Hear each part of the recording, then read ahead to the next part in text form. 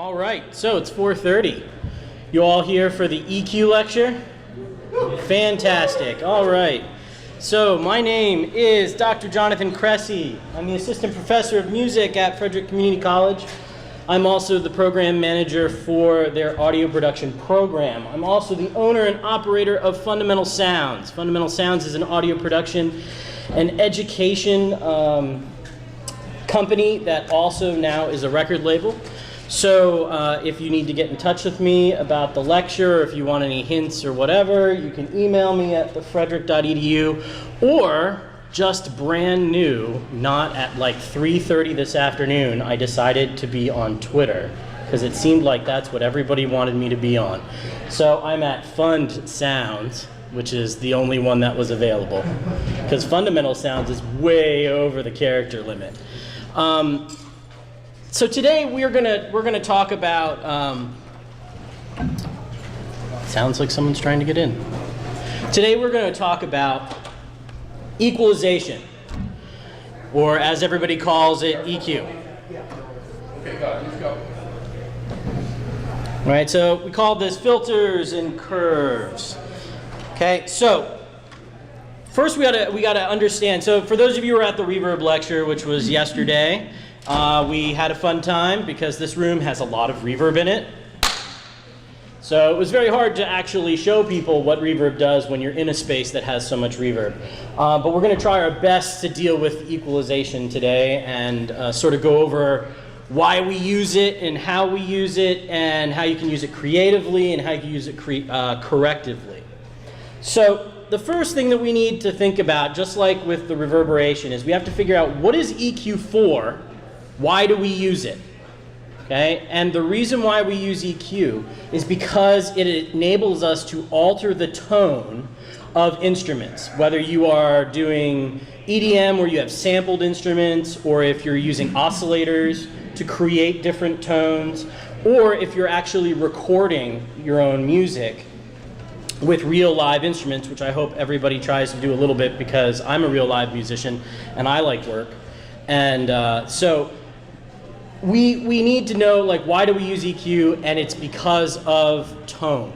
Tone is how something sounds, right? My voice has a particular tone to it. Someone else's voice will have a different tone to it. And one of the techniques that we can use is we can use EQ. But what exactly is tone? Tone is harmonics.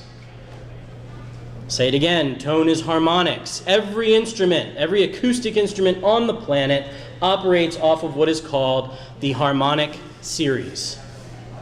Okay, the Harmonic Series is a set of frequencies that when played in different, how can I put it, in different ratios, will get you different sounds, okay, and different timbres.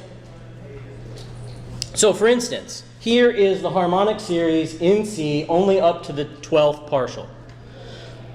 For those of you who can't read music, that is a C followed by another C, okay, followed by a G and then another C. So in musical terms, it's octave, okay, fifth, fourth, third, third, third, step, step, step, step, step, step, step, step, step. Okay, I'm a trumpet player. And one of the, what I did my doctorate in, because I got my DMA in trumpet, was in the natural trumpet. The natural trumpet is a trumpet that has no valves. It is just a tube. And so when you hear stuff like the stuff from Sunday Morning, if anybody ever watches that anymore, where you hear the trumpet go da da da da da da da da da da da da da, that was done with a trumpet that has no valves.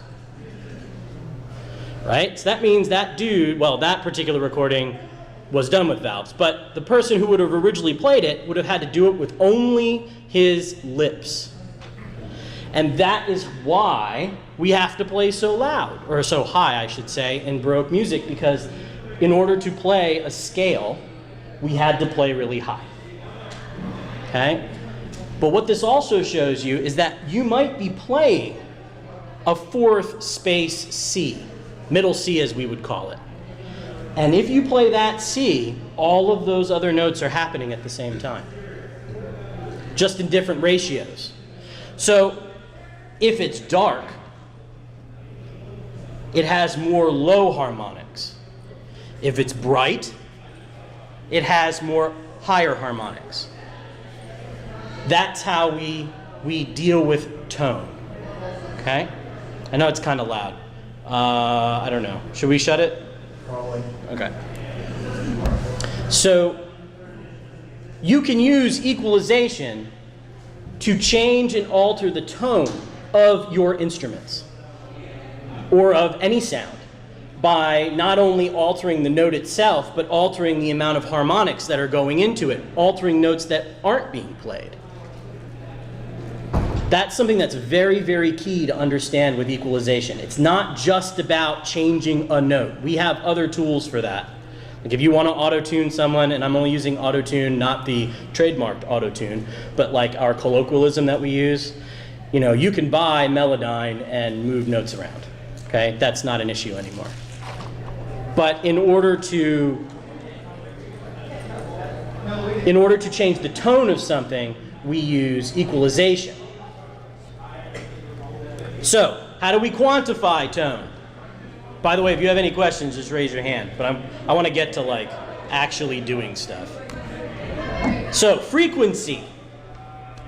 Frequency is our quantified note. All right, we have something in audio called psychoacoustics. Anybody heard the term psychoacoustics before? A lot. A lot? Yeah, especially if you're doing VR stuff, psychoacoustics is all about it. Psychoacoustics is basically how we as humans perceive pitch or perceive sound in general. Okay? So, how do we perceive frequency? I just said it. What do we call it? Note. Note or pitch. Pitches are fully made up. Okay? For all of you who have watched the world is a worse place because A is 440 videos on the internet, all of that is a bunch of hoo-ha. It really is, because we don't know what A is. In the Baroque era, A was 415. Right? Actually, it was whatever the organist who was making these huge organs decided to make it. Because he would cut the pipe and that was what it was. And every instrument that worked in that area would have to make sure their instruments were in tune with that organ. So there was no real concept of pitch. From what I understand, and this could be totally wrong, but I've been told and I've read books that say 440 was invented by the Steinway Company because they needed the ability for people to tune their pianos consistently throughout the world. So therefore they were like, we're picking this and we're going with it. Yes, it's just a standard. It's all it is. Hitler didn't do it, I promise. Okay, he did not do it. Okay, because we don't care. You know, like those videos say we tune it down to A432 and everything is wonderful except for the band Black Sabbath, which tuned all of their instruments down to A432 to sound meaner. So what is it? Is it meaner or is it better? Okay, did anybody even know they tuned down their instruments? Probably not, because unless you have perfect pitch, you wouldn't have known, right? So, frequency is our quantification, but pitch is the psychoacoustic thing that we say it is. And a musician will say, A, I'm playing an A in the staff, and then you'll go, that's 440 hertz, because that's what we decided it was, okay? But that's the concept of psychoacoustics.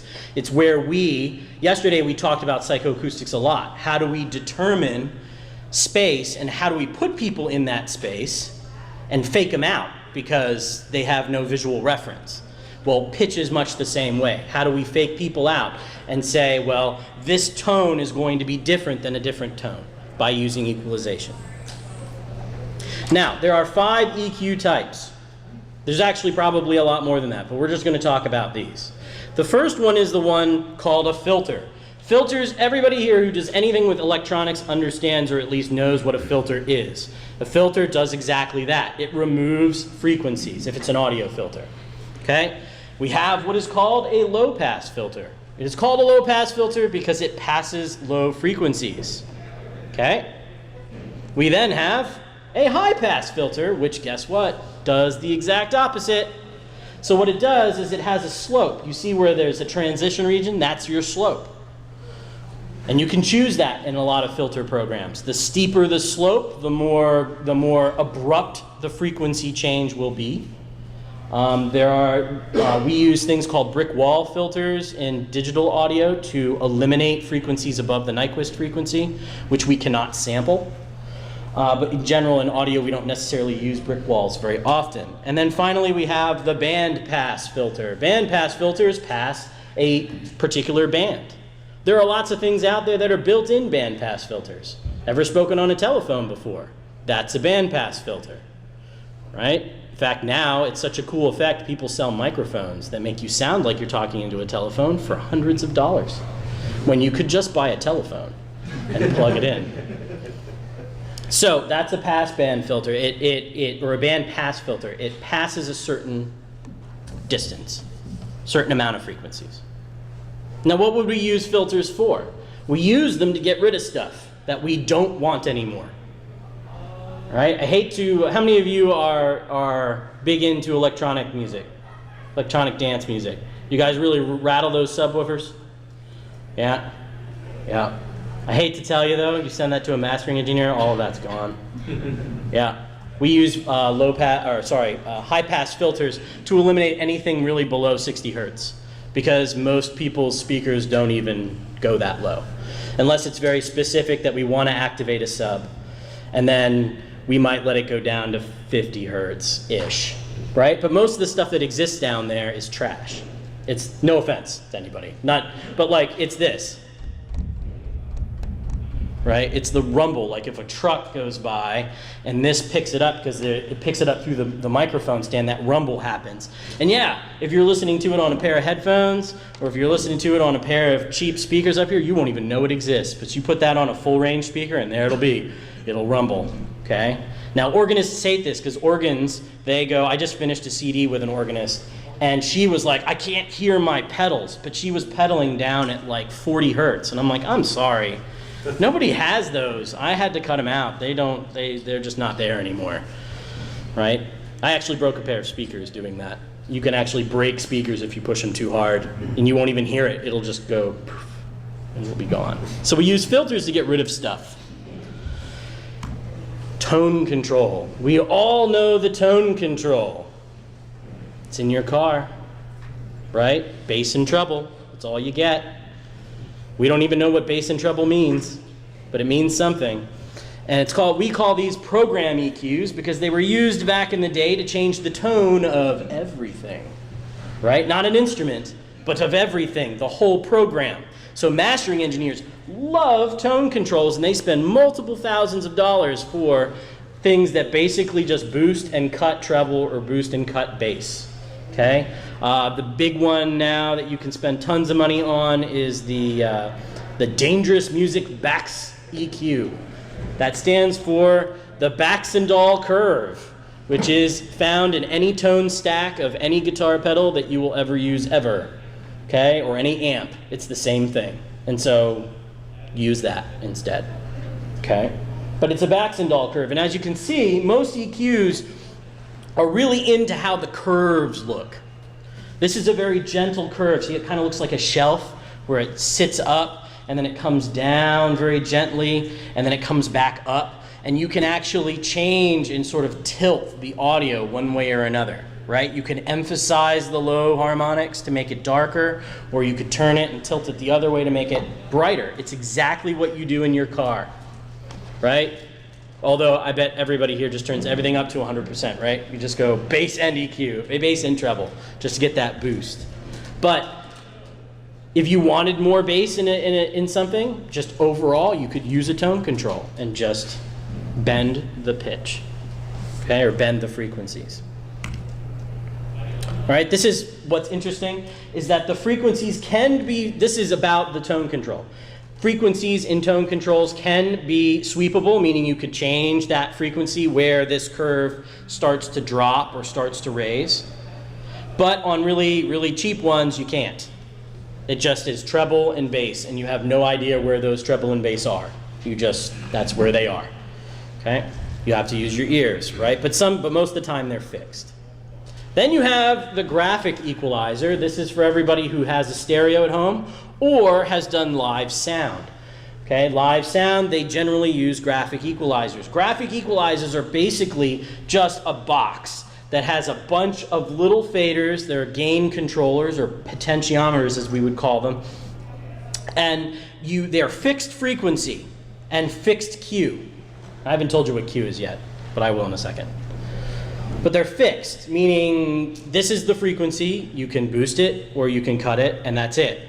And there's a bunch of them that go all the way across. And we use those in live sound to help prevent feedback, because feedback is a frequency-based thing, right? If I play music and this microphone picks up that frequency, a particular frequency, it will feed back upon itself until you get that squeal that everybody knows. And then one of the big reasons I don't do live sound, right? It's just too hard.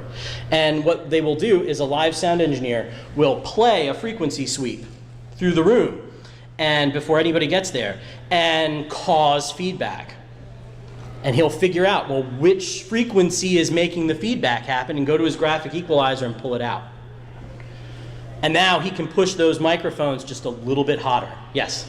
So the frequency that's the feedback, is that different for each room because of the general acoustics of the room? Absolutely. All because of the measurements.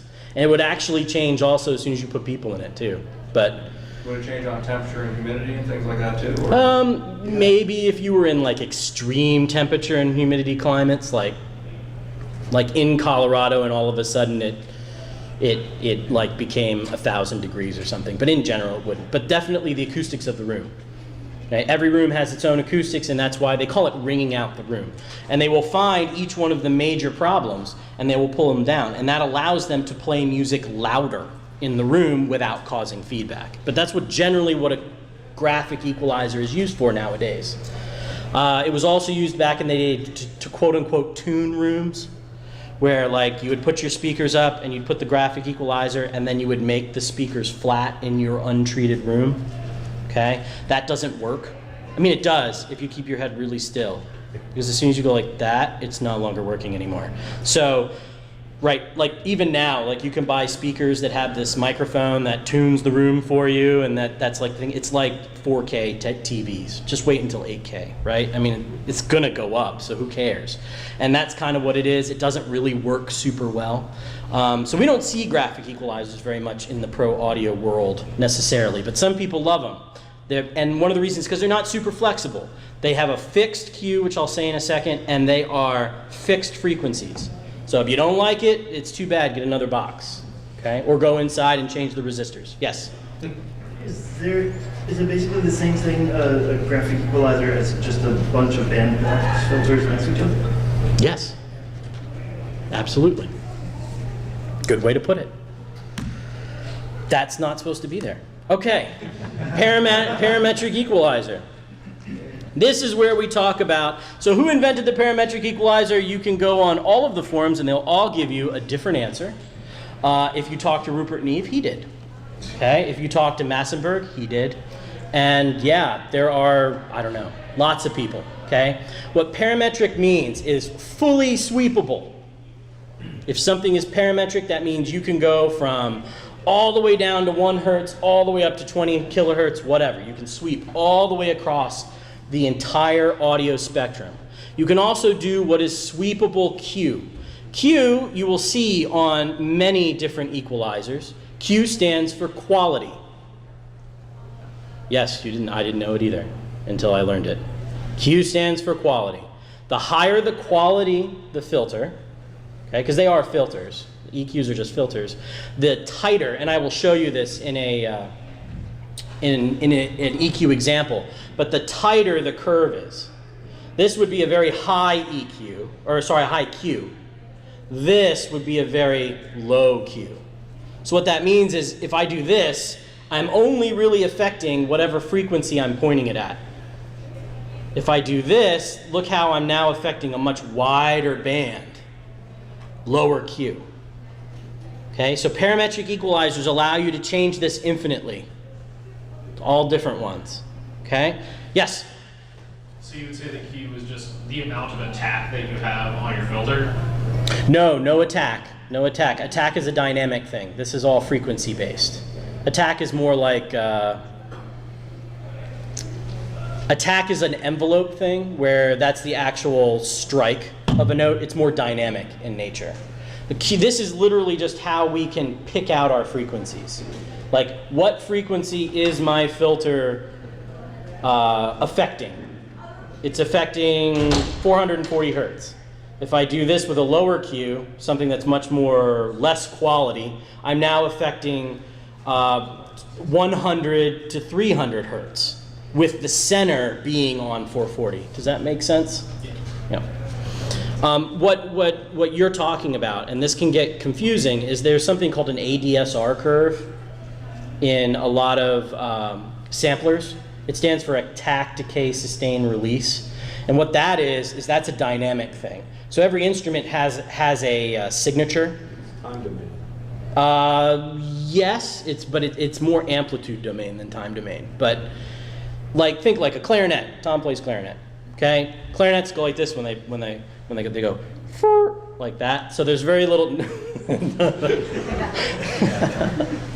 So they go like da. Okay, and that has a very low attack, whereas a trumpet player might go ta with that t, and that gives it a much higher attack. And then we still draw it just like we would draw an EQ, except the vertical axis is decibels, right? And the bottom axis is time, as opposed to decibels and frequency. So they look the same, but they're a little bit different. So Q stands for quality, as I just said, and it's fully sweepable in a parametric equalizer. Frequencies are also fully sweepable. So it makes the parametric equalizer was the end-all, be-all, most awesome equalizer you could have ever, because it allowed you to isolate individual frequencies, depending on how good it was, or do broad sweeping changes, or do very surgical strikes, all in the same equalizer. Most equalizers that we use that are in your plugins are parametric equalizers. Okay? And maybe that's one of the reasons why the older equalizers that are more Baxandall based are more sought after, because nobody makes them really anymore, and that's why they cost oodles of amounts of money. So the last version is a fully new development. There is no such thing as a dynamic equalizer in the real world. It only exists in the digital domain because we can't stop making things different. So now, instead of it being purely frequency based, you can actually pretend it's like an equalizer that has compression capabilities. Yes, and a lot of people were like, what? Yep. Because there's also something called a multi-band compressor, which is like a compressor with equalization capabilities. But they do subtly different things. Yes? What does a compressor do? Ah, how many went to the compressing lecture? Cool. Explain what a compressor does. Basically, compressor takes any high transients and equalizes them with the rest of the mix and brings up lower notes to kind of even everything out. Okay, so in even simpler terms, because we don't want to cross our frequency and dynamic spectrums here, a compressor takes loud stuff and makes it softer. Okay? Now you can use them in different ways to make soft stuff louder, but in general, it takes loud stuff and makes it softer. It squishes audio. It goes like that. It compresses it. That's why we call them compressors. It's non-linear amplitude response. Yes, yes. So it uses threshold and ratio and attack and release and all of these different things to get it to work the way you want it. Yes? So it's kind of like a band filter, but for amplitude? No, this is, okay. Yes, we could go that way. Yes. Now that I think of it, yes, it's like a filter for amplitude. Yes. Indeed it is. Wow, you guys you're like crossing boundaries and just doing all sorts of stuff. I like it. It's good. So dynamic equalizers are parametric equalizers, all right, that have level and time-dependent parameters, meaning they have threshold, range, attack, and release. So what this allows you to do is it's basically an equalizer that changes what it does based on the program information that it is being fed.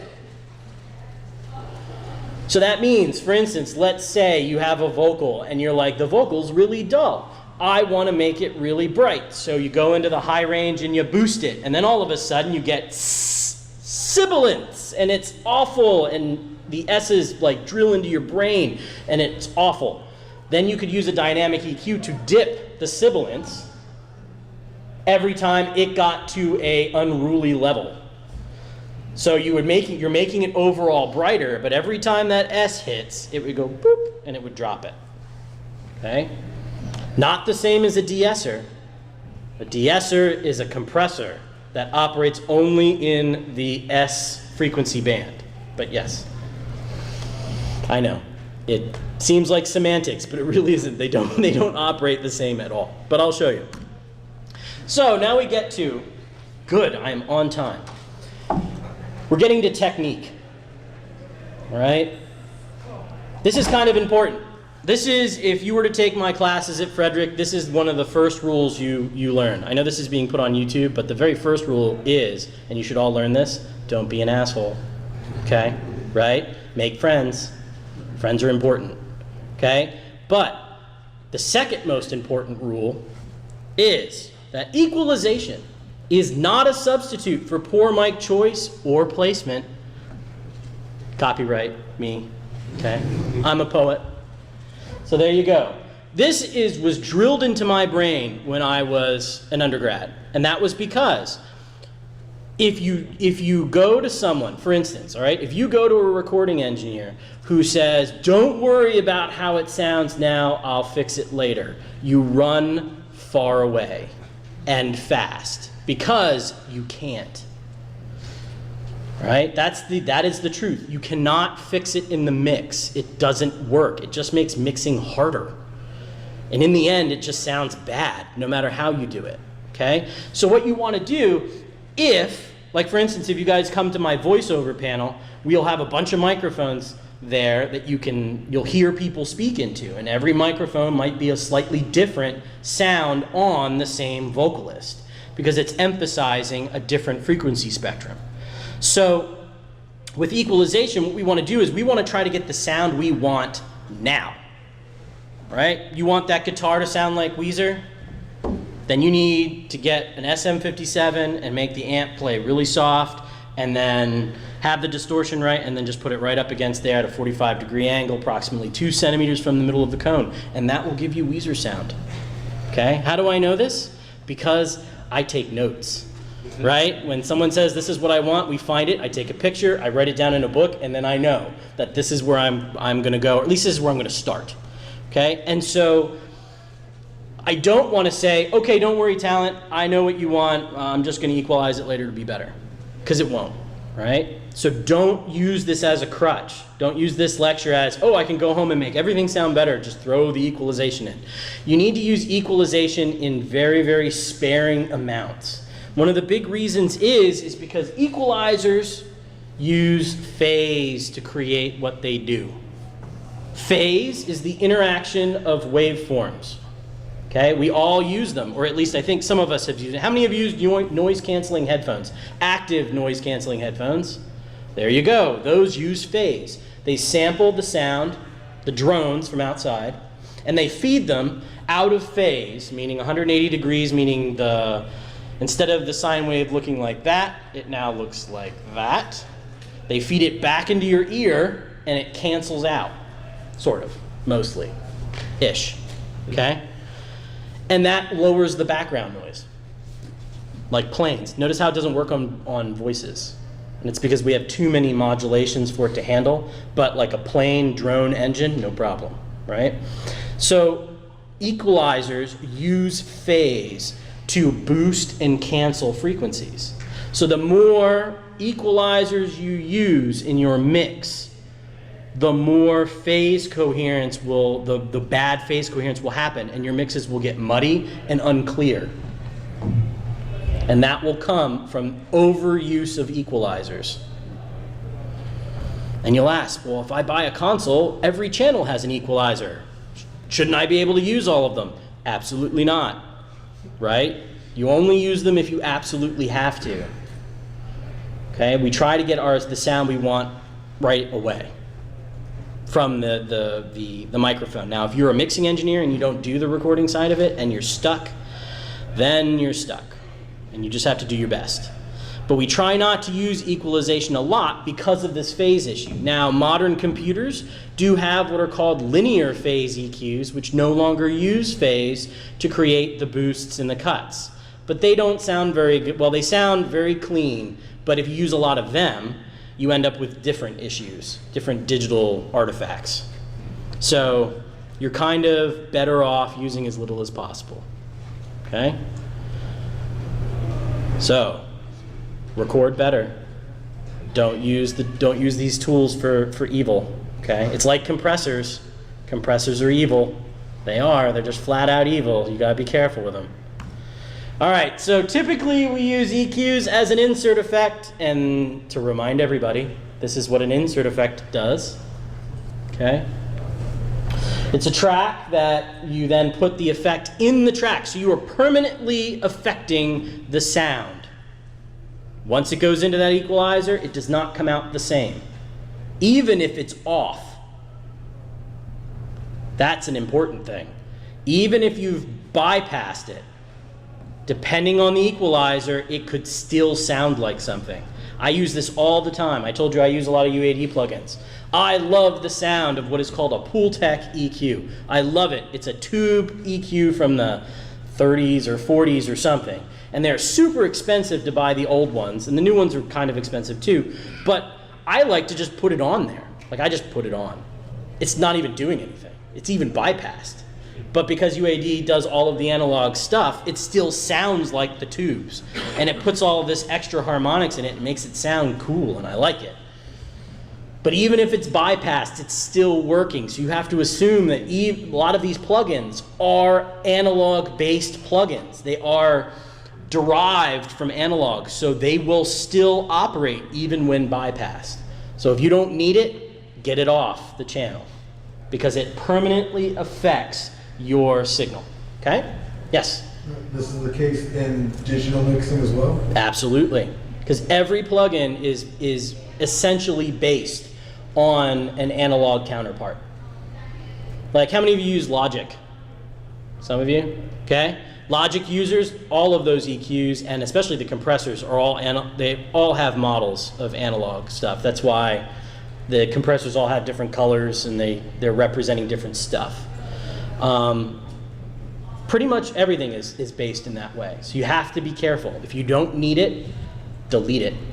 Okay? Not to mention, even when it's bypassed, you're still using system resources, which nowadays isn't that big of a deal. But for all of you who use digital audio workstations to do your sample-based stuff, right, with loops and things like that, you guys still have to deal with system limitations.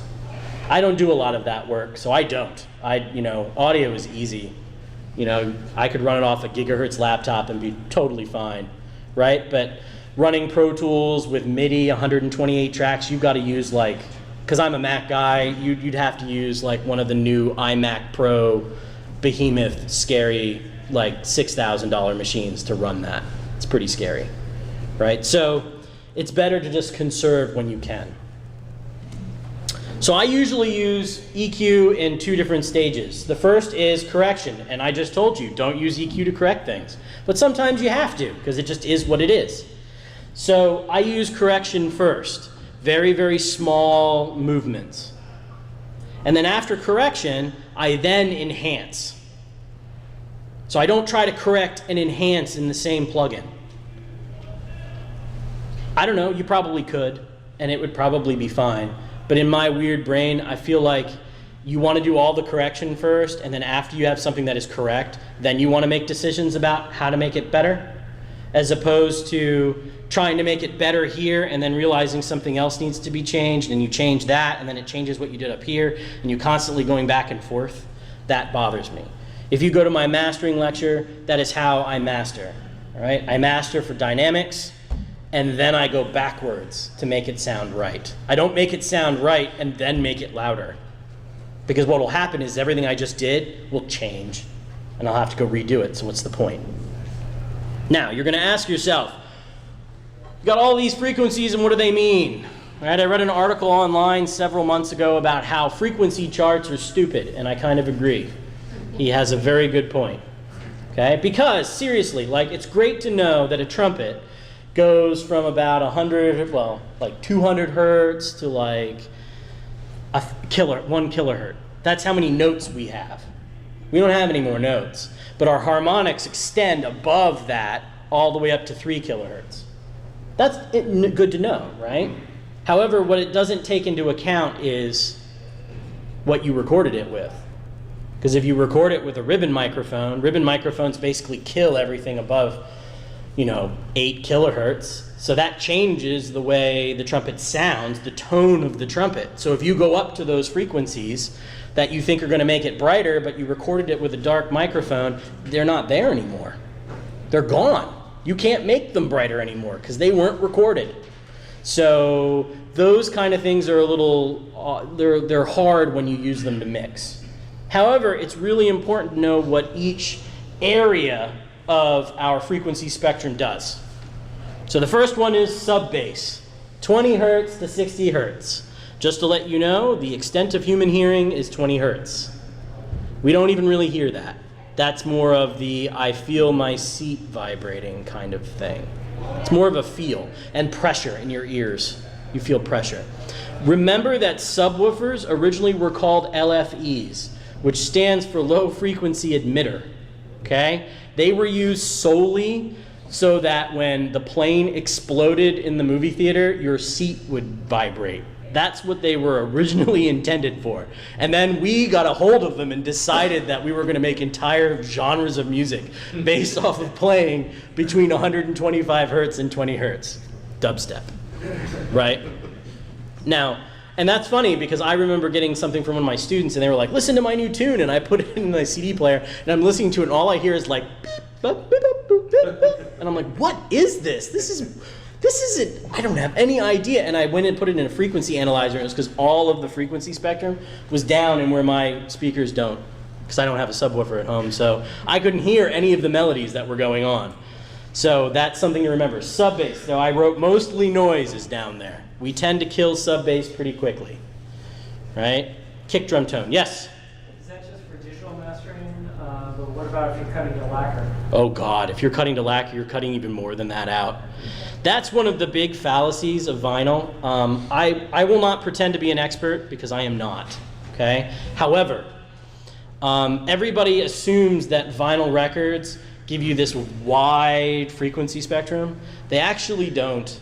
They're like their own bandpass filter. If you put a 60 hertz like kick drum on a record and you made it loud, it would literally jump the needle right off the record. It would go boop, and it would jump right off. And so when we talk about this in the mastering lecture, a lot of what we think about mastering is from the old days when they were transferring from tape to record to lacquer, right, to that master record, where they had to tweak it with EQ and compressors to fit it in the medium. Right? The louder the record was, the less time you could put on a side. One of the coolest people you will ever know, well, you won't know her because she's passed away, but her name was Wilma Cozart. Wilma Cozart was a mastering engineer for Mercury Living Presence in the 40s. That was unheard of back then, and she was brilliant. Okay, absolutely brilliant. I recommend you all look her up. She could actually master an orchestral recording directly to the lacquer while moving the faders very gently to massage an entire symphony on one side. All with using her ears. And there's no going back. Like once you cut it, it's there. You have to like break it and put a new one on and start all over again. You can't go back. So she was so good. Absolutely. And if you ever are interested in orchestral recordings, buy the Mercury Living Presence CDs because she mastered those before she passed away. And they are fantastic. Absolutely fantastic. But that's something that's what we think about when we think of mastering, not to get too off subject, but we think about all of this processing that we do, when really all of that processing was just to fit it on the record.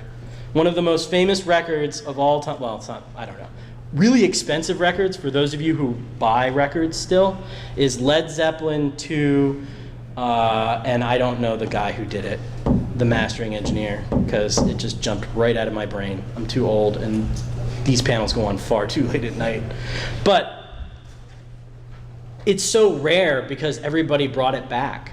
Like right now, it's just coveted as the best version of Led Zeppelin 2. But it was actually like people brought it back and were like, it's breaking my record player. Because he did it so loud that the needle would just jump out of the grooves. And they're like, I can't even play it. And so they had to send it back to mastering and get a different one. And that's the one that everybody has. And now all of a sudden the other one's better. When it wasn't better, it was worse, right? But it is what it is. Bass. Bass is from 250, or sorry, from 60 to 250. Now I have put a bunch of words up here, okay? Fat and thick, which would be probably good, I guess, maybe. Thin, not so much, and boomy, right? So I tried to put some bad things that happen if you have too much or too little, and good things if you have just enough, right? So just enough stuff, you got fat and thick. Not enough, thin. Too much, boomy, okay? Because everything is a give and take. Low mid-range, yes? So on a bass amplifier, often they'll have like the 5-string button or whatever, and they'll say, oh, that'll increase the frequencies around 40 hertz. Is that usually, like you said, more of the feel of it, but the actual notes you're hearing are still within this range? Yes, the notes are still there, but the 40 hertz stuff is all the lower harmonics. So it's going to make your ears, I don't want to say they hear it, because they do, but it's more about how it blends in with the actual fundamentals of the notes you're playing. Because a bass never really plays that low, really. Yeah, usually it'll be like the 5-string button. Right, yeah, so it's basically what you're doing is you're adding lower harmonics to make your bass sound thicker and fatter.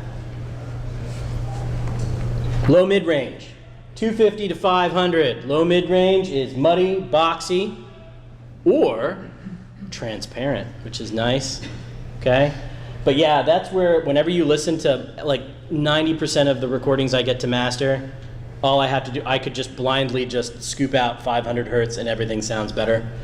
It's one of those things that we usually record and listen to on hi-fi speakers, which by the way, don't have a lot of mid-range. They have a lot of low and a lot of high, but they scoop out everything in the middle. So everybody goes, oh, I need more, oh, that sounds fine. And then I get it with full range speakers and I go, oh my God, this is awful, right? And that's because they have too much of that. So yeah, if you're ever thinking that something sounds like it's in a box, then it's probably got too much low mid-range. Mid-range, yes?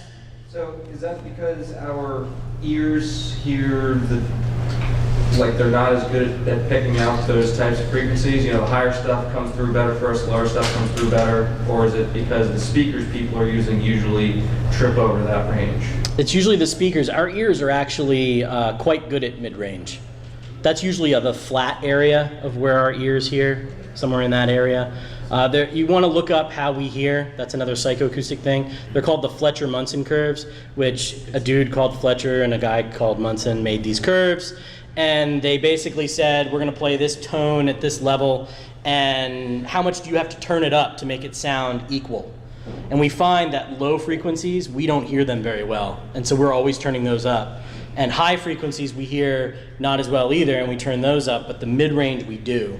And so I think that's why hi-fi, that's like a sound people enjoy, is to have those sort of boosted excitement areas. Right? If anybody have ever mixed on the horrible speakers that are called Yamaha NS10s, they're like built-in bandpass filters because they have no low range and they have really no high range. All they have is mid-range. It's fantastic. So you can listen to the mid-range and you make that mid-range sound great, and then it's like, why does this sound so good? And it's because you didn't pay attention to the other parts, right? And so, and you heard the mid-range, whereas in some, you get those boosted lows and highs, you then push your mid-range and it sounds muddy. All right, we have mid-range. So this is where we're super sensitive, and this is where you can give us lots of impact. If you don't have enough in the mid-range, then a lot of times it's just not exciting, okay? However, if you have too much, it becomes fatiguing. If anybody's listened to something and you're just like, I have to stop listening to this, it's probably because the mid-range is pushed too hard, okay? We have upper mid-range, which is 2 kilohertz to 4 kilohertz. This gives us solidity. If you don't have enough here, it usually, again, is not super, and I'm sorry for the metaphors, by the way, but you know, how else are you supposed to talk about music other than metaphorically speaking? It just becomes loose sounding and not super exciting. Let's see, after upper mid-range, we have the presence area, which is 4 to 6. Clarity, intelligibility. This is, by the way, where all of your vocal microphones have their boosts. They boost here and they boost at 10 kilohertz because that helps with the diction of people who are speaking, okay? It's also super irritating if you boost that. What's really scary is the brilliance area. This gives you that air. I hate that term air, but I wrote it there anyway.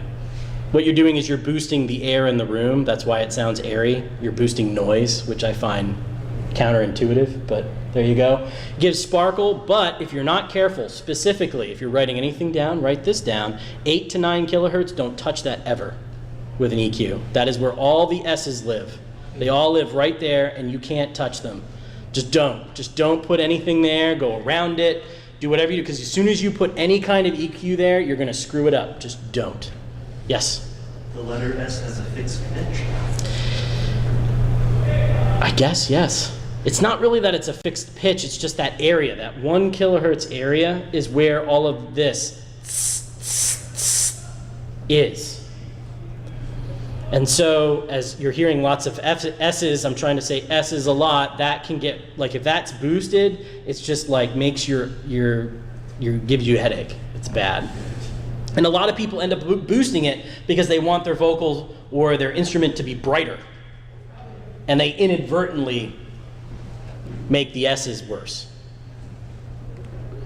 All right, here we have parallel signal flow. You could do that. I don't know what you would do with it, but go for it. Sound design stuff, maybe. Like maybe if you wanted like thump from one instrument and like a click from another instrument, you could isolate those with EQ and then blend them together to make a new sound. You could change the tones that way. Let's see, what else? Okay, so these are the other things that I'm doing. I'll put that up later. So real quick, let me just show you very quickly.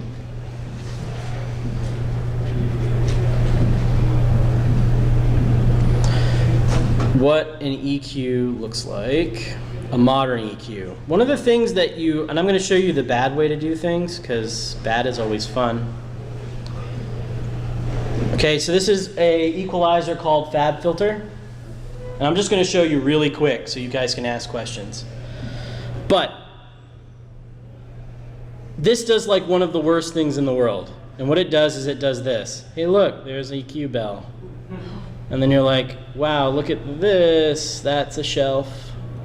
And let's see. There's a low pass filter, or sorry, a high pass filter. And this is what Q does. If I come here and see this is Q equals 1. What if Q equaled 4? Does this? Now, why am I telling you this is bad? This is bad because it's super pretty and it's going to make you use your eyes. Never use your eyes when equalizing anything, ever. Use your ears. It's tough. You're not going to like it. You're going to think, oh my God, I just can't handle this anymore and I'm not doing it right. But you're learning. You're training your ear to do something.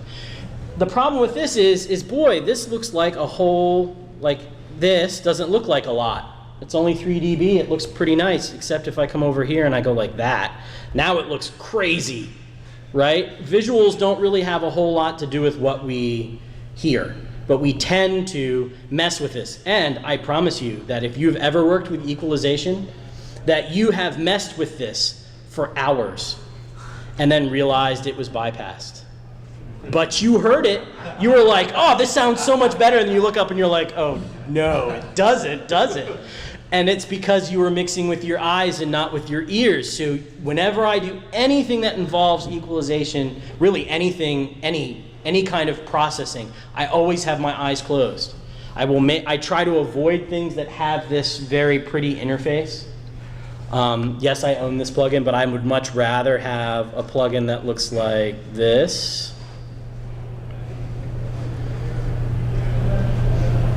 Oh, this is a good one. Because it's just knobs and buttons. And I go, I wonder what, 8 means. Who knows? It could be dB, it might not be dB. Like pull texts go 1 to 11. What does that mean? 11 doesn't mean anything. And so you're just turning it until it sounds good. And then you're like, it sounds good. And that's where you really want to go with this. I came from an area where I worked on consoles all the time. And you didn't even pay attention to what you were tweaking. You just reach up and grab a knob and start turning it until it sounded good. Right? Now we have to be analytical about it. And I find that's really scary. Okay? But for instance, let's see. I got 10 minutes. Let's listen. Let's get rid of this. Oh, seriously? Oh, there it is. All right, so here's a guitar. Oops, no vocals. This is called a frequency spectrum diagram. See, if we're gonna use our eyes, look at all of that. That's pretty boomy. Guitars don't sound like that very much. This was called proximity effect. The microphone was way too close to the guitar. So I might not want that. So I will come in here and I'll go.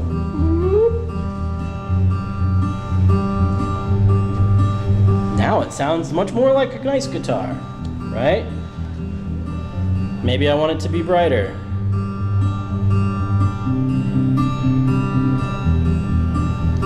But odds are my vocal is going to be right here. And so now I've just EQ'd a guitar. And I don't even know what it sounds like because I can barely hear it. But, I don't know, hold on.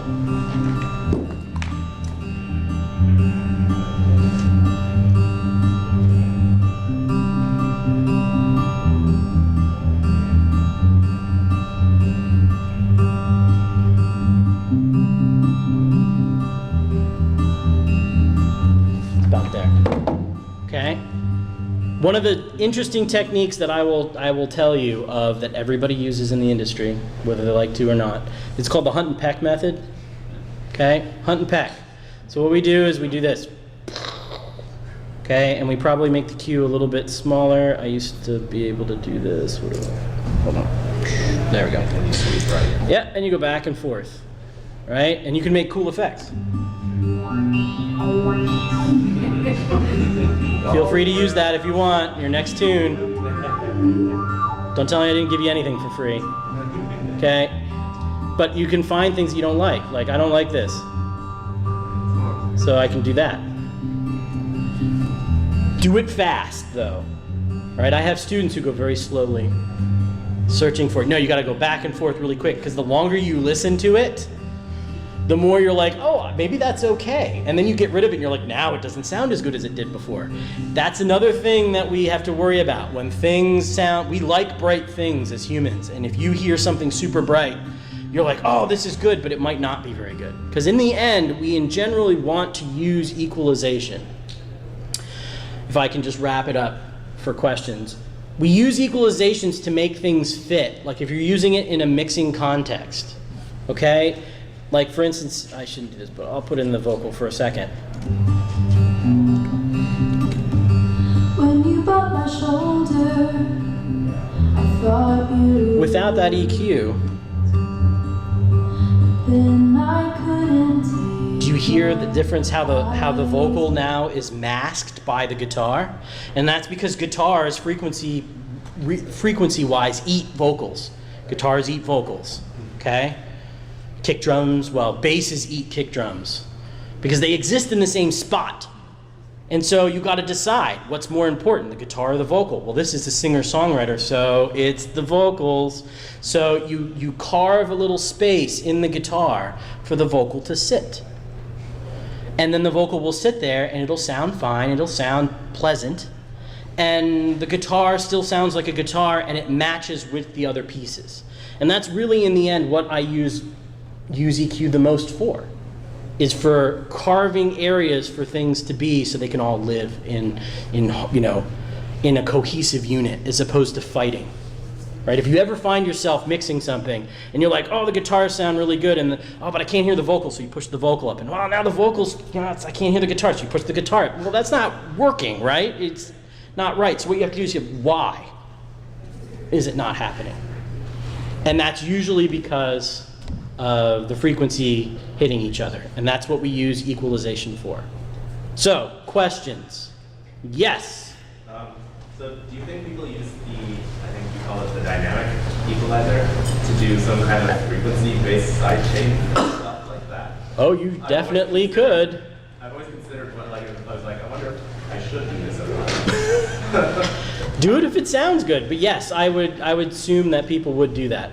In general, what a dynamic equalizer does is it allows you to boost things that need to be boosted, to, like, for instance, make something brighter, with then controlling if it gets too bright, right? So it allows you, like, as the level changes, as the music gets louder, that EQ will actually dynamically change with the music. So it becomes a much more, I don't know, a much more surgical tool. But you could definitely use it for creativity. In this case, it would be more that when the vocal plays, then it reduces that frequency content of that area. Yeah, you could do that. You could do that in this extent. The only issue with that is someone listening, especially on headphones, would go, what happened to the guitar? Like, they go, what? Did the guitar get bigger? Is that a different guitar? It would be, yeah, it would be inconsistent. I really wouldn't do it that way. It's more like, hey, I want my vocal to be brighter, but gosh, those S's are really nasty, kind of thing. Okay. Anything else? Yes? Like speaking from like a full band sort of perspective, and how different parts eat different parts.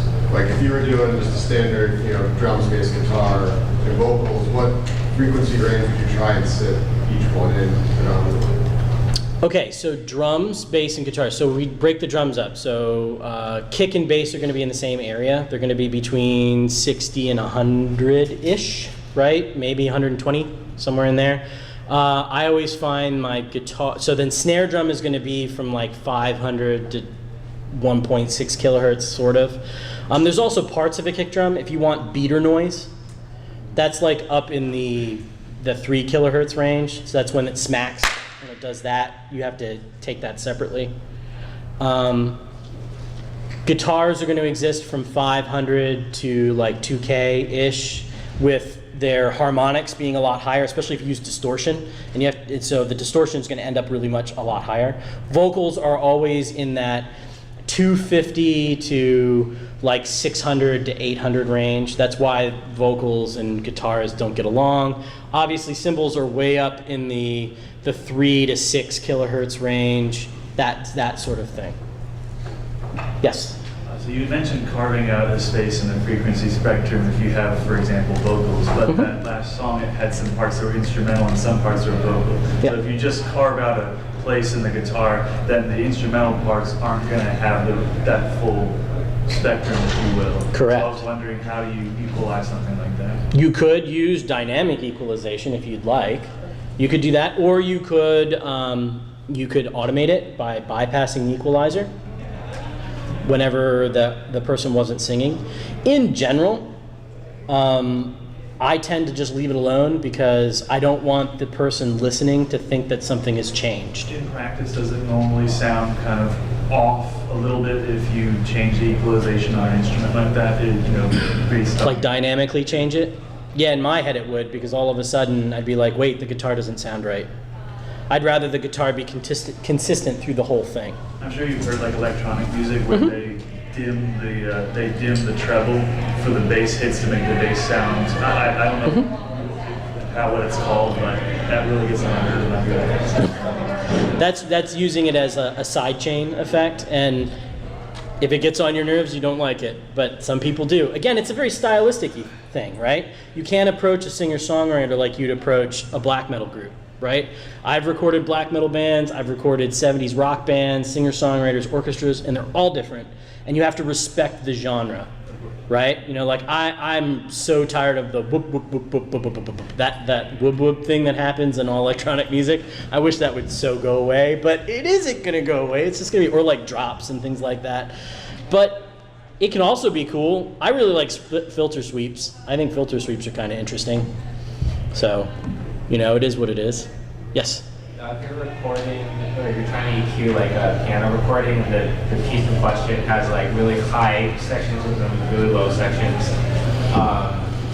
Is there ever a case for using like two different EQs at different points, or should it all work out with one EQ setting? It depends on what you're trying to go for, but what I would say is I would try to make the piano sound as real as possible as a whole. And then if things like if the person's right hand is much louder than their left hand, then I would actually use that as that would where a multiband compressor would come in, where you could actually compress either hand if you wanted, or compress the whole piano kind of deal. But frequency is about tone. Yep. Phase, cohesion, and not overusing EQs. How much do you feel that applies to high pass filters? In other words, if I'm mixing a live show, I'm going to high pass almost everything other than tracks, synth, bass, and kick. Right. Do you feel like, by setting high pass filters on all the vocals, hi-hat, ride, guitars, etc., that there is an unacceptable amount of phase being played? No, I don't. Okay. I think I think filters in general are very low phase, if any phase at all is happening. It's more about using lots of parametric equalizers that do it. So yeah, I mean when I mix, I pretty much high pass everything. So, yep.